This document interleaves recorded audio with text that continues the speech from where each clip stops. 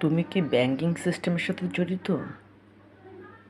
তুমি যদি ব্যাংকিং সিস্টেমের সাথে জড়িত থাকো, তুমি নিঃসন্দেহে দাজ্জালের প্রতিনিধিত্ব করছো। তুমি যদি দাজ্জালের প্রতিনিধিত্ব করো, তো তুমি ইসলামিক দেশে কেন আছো? আবার ইসলামের ডাক দাও, দাওয়াত দাও, আর তুমি থাকো হচ্ছে দাজ্জালের প্রতিনিধি হয়ে। ফিরে এসো ভাইজান, ফিরে এসো ভাইজান, ফিরে এসো ভাইজান, ফিরে এসো ভাইজান। আমি কেন বলেছি দাজ্জালের প্রতিনিধিত্ব? শুনবে তাহলে? শোনো ভাইজান,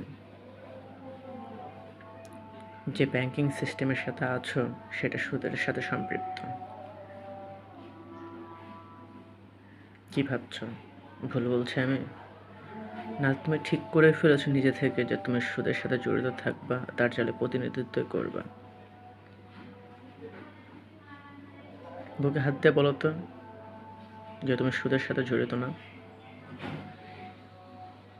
না ভাই, তুমি ভালো করে ভাবো। আমার কথা তোমাকে মনে হতে পারে কি বলছে উল্টাপাল্টা। ব্যাংকিং সিস্টেমটা কি তুমি জানো? এটা নির্মিত কে করেছে? নবী করিম সাল্লাল্লাহু আলাইহি সাল্লাম কখনোই বলেননি, আল্লাহ তাআলা তাকে কখনোই বলায়নি যে তুমি তোমার অর্থ জমায়িত রাখো। কাল, যুগ, 1 যুগ, 2 যুগ, 3 যুগ ধরে তুমি তোমার হচ্ছে অর্থ জমিয়ে রাখো। নবী করিম সাল্লাল্লাহু আলাইহি সাল্লাম বলেছেন, তোমার কাছে যদি একদিনের খাবার থাকে, দ্বিতীয় দিনে তোমার চিন্তা করতে হবে না, তোমাকে আল্লাহ তাআলা দেবে। তুমি ব্যবসাতে আসো, কৃষিতে আসো,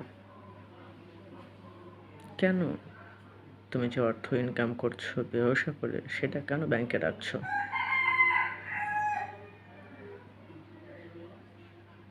তুমি ইসলাম যদি মানো, হার হালায়ে মাসা 100% ভাবে ইসলামকে গ্রহণ করো, কিছু করবে কিছু করবে না, এটা কেন ভাই?